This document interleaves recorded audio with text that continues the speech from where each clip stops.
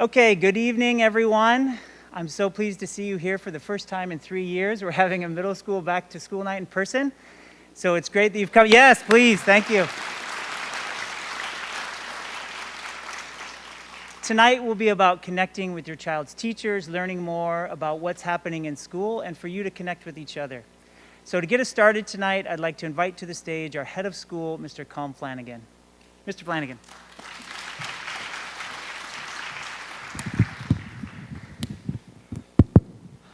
Ooh, I'm now going to officially derobe, okay?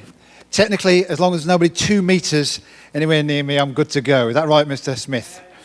Fantastic. It is an absolute joy, it really is, to be able to talk to you in person for the first time in what seems like a huge amount of time.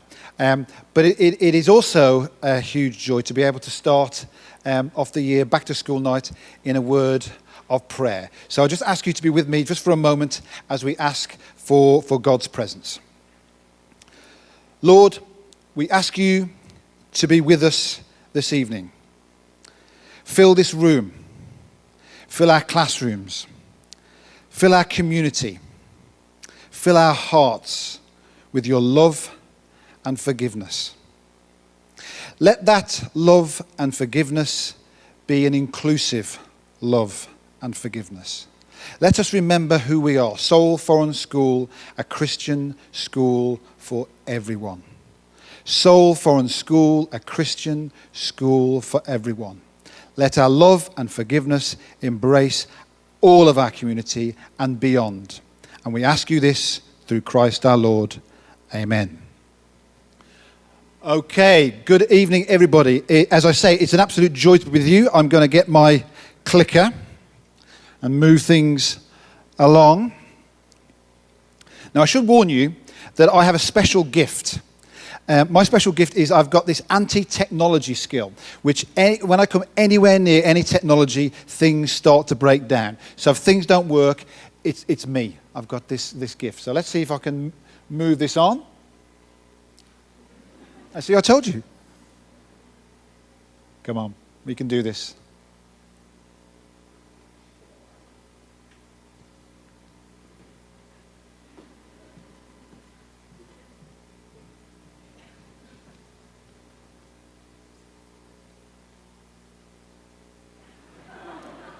Get off the stage, Mr. Smith. I'm sick of you already. Okay. I've gone too far. Okay. So, right, what I wanted to say was this evening is about meeting your teachers, but whenever there's a group get-together, I'm going to take an opportunity to bore you stupid. But I do want to say a few important words, because it has been a long time, and I wanted to take the opportunity to share with you what we're trying to achieve this year, but maybe a little bit beyond. And to do that, I wanted to talk to you about what we're trying to achieve at Seoul Foreign School.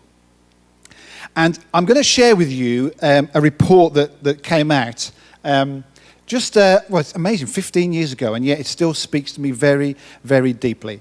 It's by the McKinsey report, and what the McKinsey report did was it looked at the very, very best education systems out in the world, the ones that were achieving the best. And the question was, what made them the best? What were the things? And they wrote a big, lovely 50-page report about how they did it. And then they boiled it down to 3 basic things. And I wanted to share that with you because it really is certainly at the core of what I've been trying to do over the last few years. And so if I could just say the first one of those is going to be, there we go.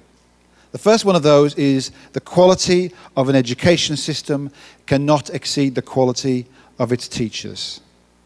That means that no matter whatever else we do, unless we get the very best teachers we can get, then we're never going to be the school that we want to be. Everybody knows that. You know deep down that the most important thing is how good your teachers are.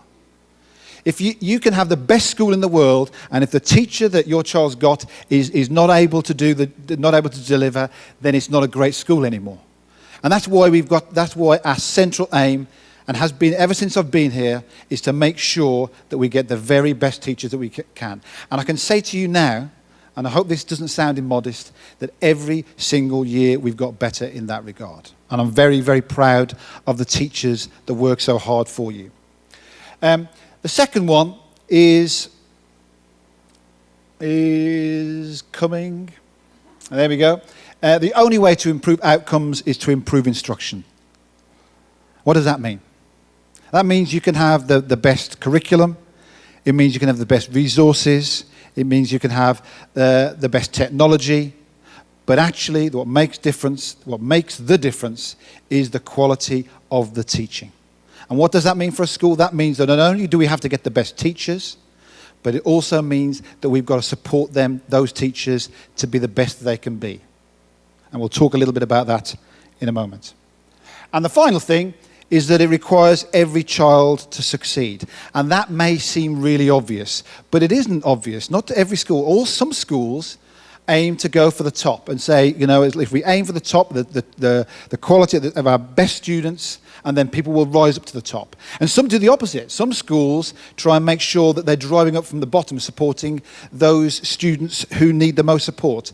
But the best schools in the world, the best school organizations, make sure that they focus on every single child. And that's been at the center of what this school's been doing for 110 years.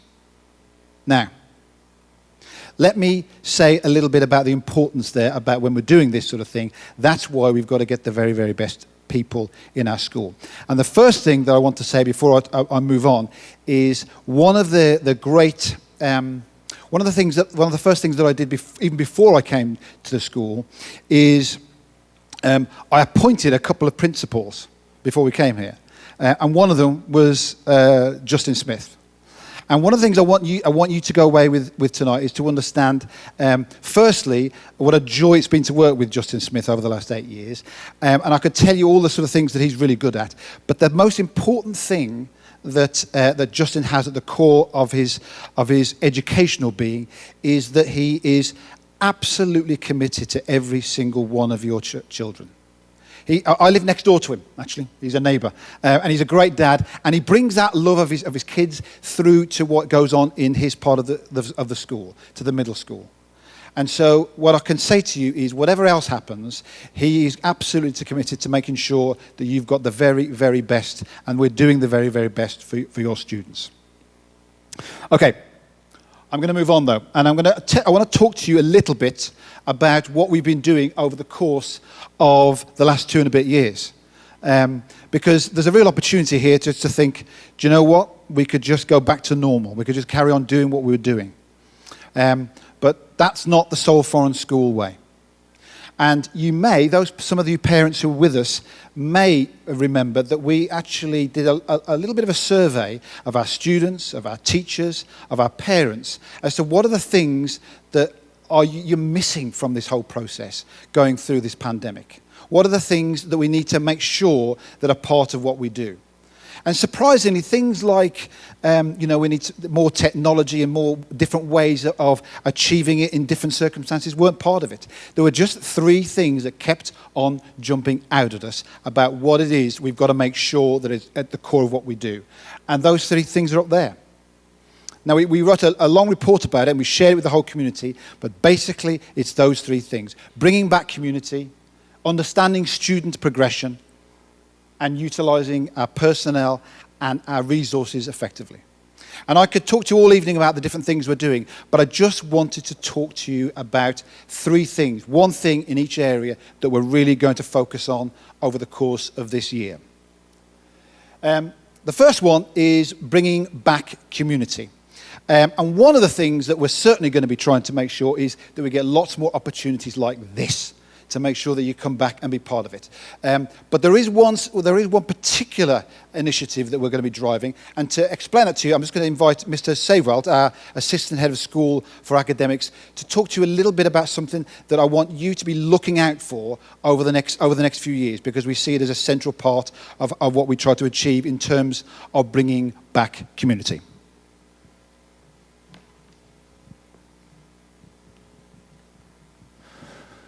Hello, everyone. My name is Jan Mark. So Colm asked me to talk very briefly about The Gate. It's an initiative we started internally at SFS with our faculty and some of our students last year, and we're expanding this year. The GATE really is an opportunity for us to use our expertise that we have amongst our faculty and in our community to bring learning not just to our students but to the whole community. So we have some aims. We really do want to work on professional learning for our educators, bringing in speakers, having our educators go to conferences and speak there. But we also want to, and this could be interesting for you, have some more educational experiences for our parents, some experiences where you're actually in the classroom, experience what your kids are experiencing. We want to look at further student events, and we want to look at service learning opportunities for the entire community, where we're involved in service, but we're learning from that as a community. And right now, we are in our infancy, but stay tuned. There will be more information. We will have a website link up on the SFS website. Currently, you can find out more about it in the current banner. I do have a few hard copies. If you want to pick some up, I'll be down here afterwards. But they're also on our website, or the easiest way to do it is to Google search SFS the banner and then go to the GATE part, or read all the other articles. They're also interesting. Thank you.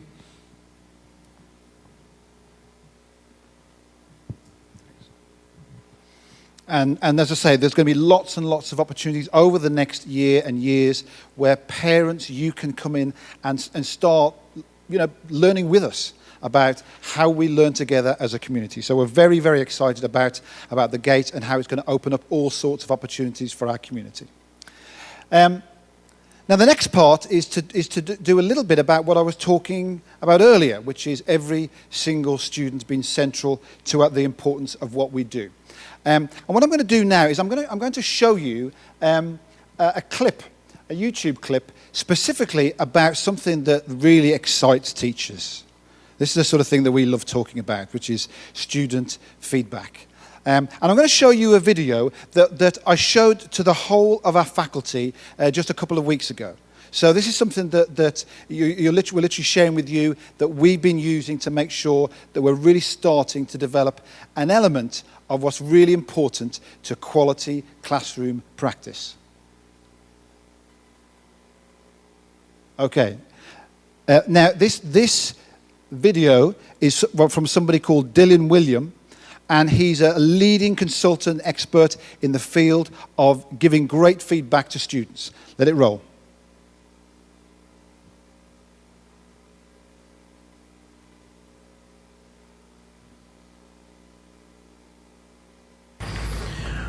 The feedback was where we started, really, because a lot of this research on formative assessment was about different kinds of feedback. And what we found was that most of the feedback that's common in schools is the least helpful in terms of what psychologists have found. So there's lots of different ways of looking at feedback, but a very important way of thinking about feedback is whether it's ego-involving or task-involving. So if you say to students that you did very well, you were one of the best pieces of work, you did one of the best pieces of work in the class, that's ego-involving because it focuses on that person's position in the class. Whereas if you get feedback that says things like, well, this is what you need to do to improve, then that focuses on the task. And what the research shows very clearly is that ego-involving feedback is rarely effective and in fact can lower achievement. So when students get grades, when they can compare themselves with each other, where they get praise, the effects are usually, or often zero, and sometimes negative. In other words, that in many cases, rather than giving that kind of praise, you would have been better off shutting up and giving no feedback at all. Students given that kind of praise do less well than students given no feedback at all.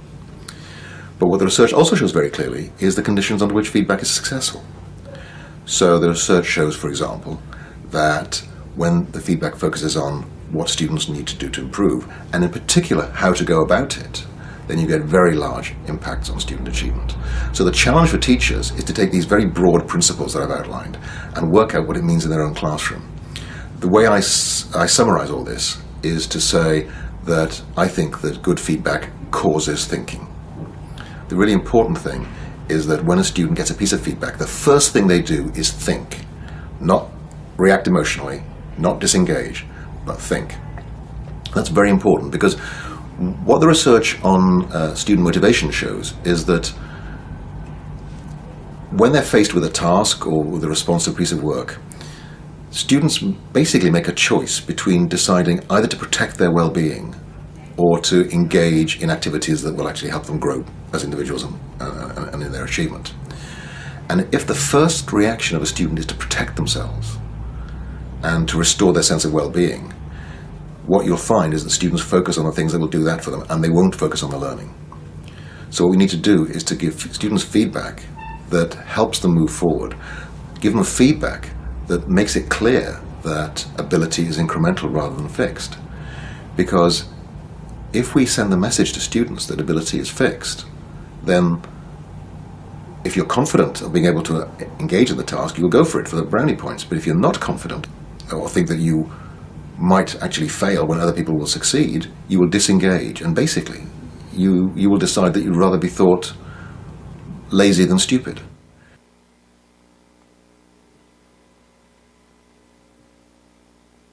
Now, isn't that interesting? As maybe when we were being educated, certainly when I was being educated, that the importance around the score and the grade was central, and we spent our time thinking about, right, how do we get the grade up?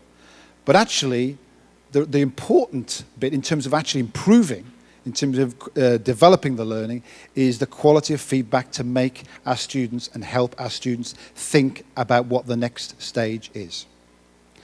And what I would, here we go. What I would like to say to you is we think this is so important that we are identifying student feedback as a whole school target. The whole school is going to be focusing on the quality of the feedback that we give to our students, to your children.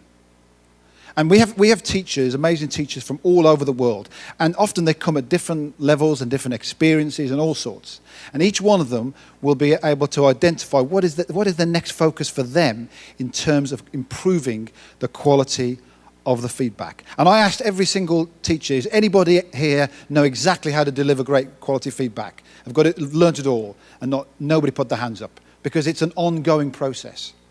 But each one of them will have something that's going to help them improve, and that means by the end of our year that we'll have a better school, because we will be significantly better in all of our classrooms in terms of helping our children think, and therefore helping our children learn. And we're going to be really, really excited about the progress that's going to create for us at Seoul Foreign School. And the final thing, and you'll be glad to know it's the final thing, is in terms of how we utilize what we've got in the school. Now, you all pay good money to send your children to Seoul Foreign School, and how we use it, therefore, is really, really very important. And so, over the period of COVID, we've really focused even more about how we utilize and use the money that we spent. And this might sound a little odd, but over the last few years, and certainly the whole time at Seoul Foreign School, whilst we've had 4 sections, we've all been running on 4 different schedules, which might sound great in some ways, but what it means is it's not the best use of our resources, not the best use of our most important resource, which is our teachers, about how they utilize their time. And so it might sound simple as well to do, but actually it's really very complicated. And we've worked really hard over the last 18 months to have a whole school schedule that will mean that we're going to be utilizing our teachers and our students' time the most effectively we can to make sure that we're getting the best from the time that the students are at school. So I want to finish by one more word of thanks. And that word of thanks is to you, our parents. The patience, the tolerance, and the support that this community has shown us as our educators over the last 2.5 years has been incredible. I think we all know the challenges that the pandemic has brought, but I've been truly made proud to be part of this community by the support that you as parents have given us. And I'm really not just saying that, because I get to talk to the leaders of the other schools, the other international schools in Seoul and in Korea on a fairly regular basis. And I can tell you now that there isn't a community that's been as supportive as you have been in helping us get through what's been a really, really challenging time.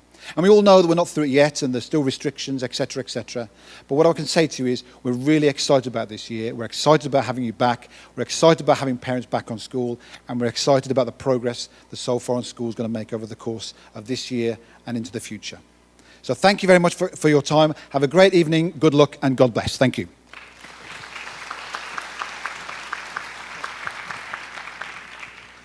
Thank you, Mr. Flanagan. I told him 15 minutes, that was 25, so we're running a bit behind. So I'm gonna go through these next slides quickly, but if you have questions afterwards, please stop by and you can ask me any questions that you have. I first wanted to introduce you to our administrative team and talk about ways that we can help you. So in terms of logistical help, we have Mrs. Wu and Miss Lee in the office. So if your child is absent, if you need to know about school events, if your child needs a bus pass, please do call in the office, and Mrs. Wu or Miss Lee will be happy to help you. So these are two people that are at the front of the office and always there to help you. Second, I want to talk about student life. So Mr. Johnson and Miss Scott are in charge of student life in the middle school. So if your child is having any sort of difficulties with behavior, if they're feeling anxiety or stress and they need help, these two individuals are here to help you. So in terms of behavior, Mr. Johnson will assist you and your child. In terms of scheduling, he can help you as well. In terms of social emotional well-being, Ms. Scott is here to help with counseling for your child. Also to assist you if you're having a problem with your child at home. It is adolescence, things arise. I know I've had 2 adolescents myself. And you just need some parenting tips on how to navigate that. She is more than willing to speak with you about ways that you can help your child at home. Also, if you're going to make a transition, we are a transient community. People come and go all the time.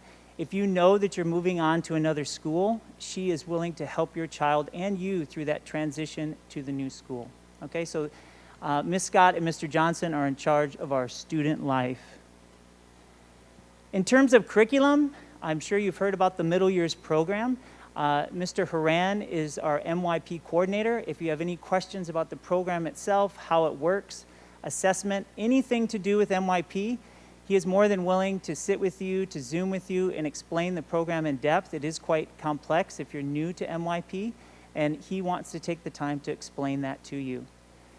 Pretty much everything else is me. So if you have any concerns about the school, if you're having problems with a faculty or staff member that's unresolved, please do call me, stop in, we can make an appointment, and I'll work with you on that. So that's the administrative team and ways that we can help you. Now I want to talk about ways that you can stay connected to your child's school experience. So there are 2 emails that I want to highlight that are very important. Every Saturday, I put out a weekly principal message. In that message, I try to contain everything that you need to know that's upcoming, things that have happened in the week. I try not to send emails during the week. I know at the start of school, we've sent out a few emails that were time sensitive, but from here forward, hopefully I'll just be sending 1 email a week. So if there's one thing that you read from the school each week, or at least from the middle school, please do check out my email, because I try to contain in that email everything that you need to know for the next couple of weeks.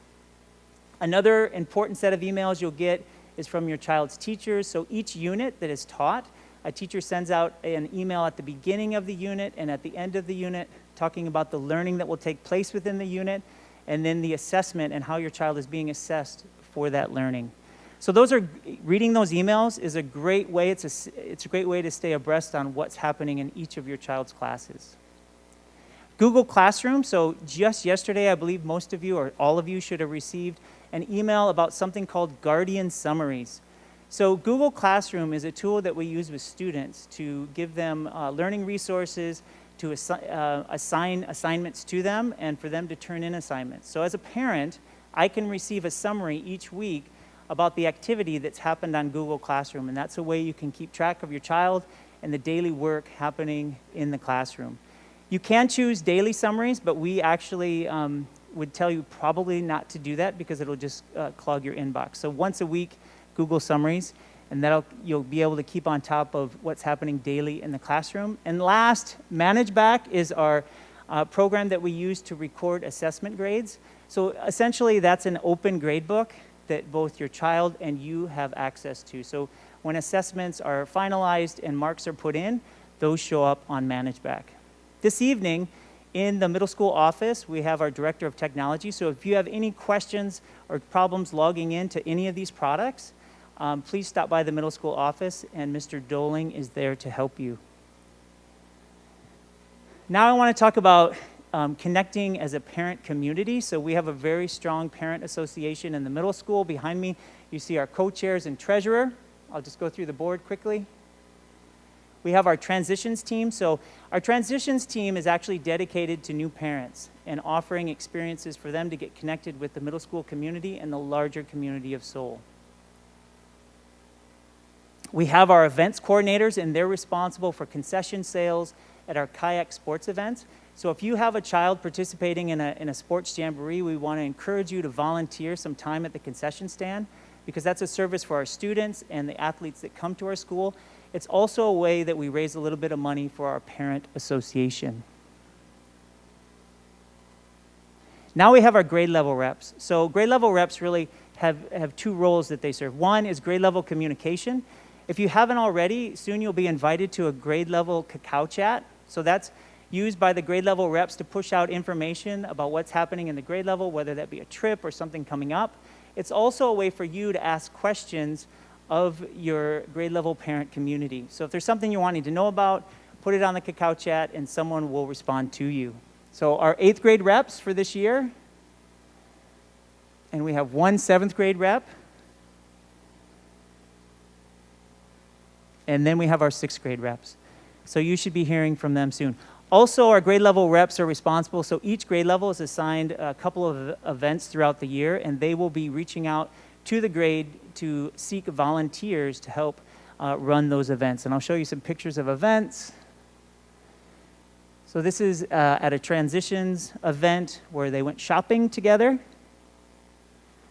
This is at a parent coffee, so some parents getting together in a grade level to chat and talk about school and their kids. This is decorating the atrium, so that's another thing that we do annually. Parents come in and decorate the atrium. It's quite beautiful. We also provide holiday treats for kids just for fun, so those are some of the events that we had last year. And then another event we do is teacher appreciation. So those are all things that our parent association do for our middle school teachers and our middle school students. So here's some dates of events coming up in the near future. We have a board meeting coming up next week. We have a new parent transitions event. That hasn't been confirmed yet, but that will be confirmed soon. So new parents, be looking for an email about that transitions event. We are looking for volunteers to help us with school photos at the end of the month. If you're interested in that, the volunteering time will be from 11:45 until 2 p.m. and we're looking for people to help each of those 3 days. We're going to have our first general parent association meeting early in September. Everyone's invited to attend. We welcome you to come out and join us. And then we have our October board meeting. And then starting in October, following each board meeting, we will have a parent chat, either run by our counselor, myself, or our MYP coordinator. And those are informative sessions for you. They can be about anything from assessment and MYP to parenting tips. So please be looking for that topic. We'll be putting it out soon. Now I want to transition and talk a little bit about our middle school community. So to kick off the year, we had an assembly, and I read a poem to the kids, and it was about a caring school community. And I asked them to turn to a neighbor and respond to the poem and say, in their opinion, is Seoul Foreign Middle School a caring community? And it was really touching to hear stories of students saying, you know what, we are a caring community because I'm new here and I had this experience today, and it's made me feel welcome. So then we started talking about our community and the responsibility that each of us have in our community. And we talk about the pillars of our middle school community. One is kindness, that we're kind to everyone. 2, that we're including everyone. And the third thing is that we are practicing our empathy. And as teenagers, as adolescents, it's difficult. Empathy is hard as adults. And so that's something that we're committed to working on. But we're very pleased this year to offer an everyday advisory program. And so through that program, students will learn more about their adolescent selves through our second step curriculum, things like emotional management, impulse control, things that they're going to have to be dealing with as an adolescent. We also do a lot of team games where they're in a social setting and they have to solve problems together to help them work on their social skills. And then finally, we create our advisory classrooms intentionally small. So it's a home base for kids so they can feel connected and they feel part of a smaller community. As well, we have a health curriculum where students learn about relationships and they learn the consequences of their actions. So that's something that adds into this understanding of community. And then finally, we model. So it's important for us as adults, as the principal, as teachers, that we are modeling kindness, inclusion, and empathy. And we want to partner with you in that pursuit. So we would just ask that you're having conversations at home. We know that you talk about your family values and how you conduct yourselves as a family. And we want to partner with you in that because ultimately, we want our community to be a place, this is our goal, where everyone feels like they belong in the middle school community. So we're excited for this journey this year and in the years to come to really live out this goal of being a place where we all belong. So please join us in that. One last practical detail for tonight. So everyone should have a welcome packet. In your welcome packet, there are 2 pieces of paper that are the same color.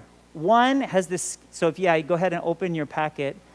One is the schedule for this evening. So there'll be 3 sessions. If you look on your right here, in the 3 sessions, one session will be a presentation by your child's language and literature and individuals and societies teacher. Then you'll go to another presentation from your child's math and science teacher, and then you will have an open session. So during the open session, you're encouraged to visit the other teachers that your child has this year, go around to their classroom, say hi, visit the facilities. Please go down to our design lab, meet our head of design, Ms. Parr, visit the library, talk to Mrs. Seawald. Also, in the atrium, there'll be a group of teachers for you to meet as well. Stop by the office, say hi to me, but also meet each other. Tonight, we haven't been together in a really long time, so this is a chance to connect with other parents as well. So those are things you can do in your open session.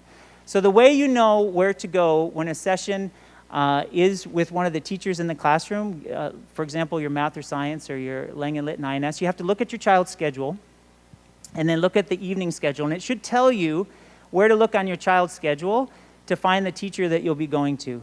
If that's totally confusing to you, you can stay in here and I can help you, or there are students in the hallway that can help you. So we have students here tonight.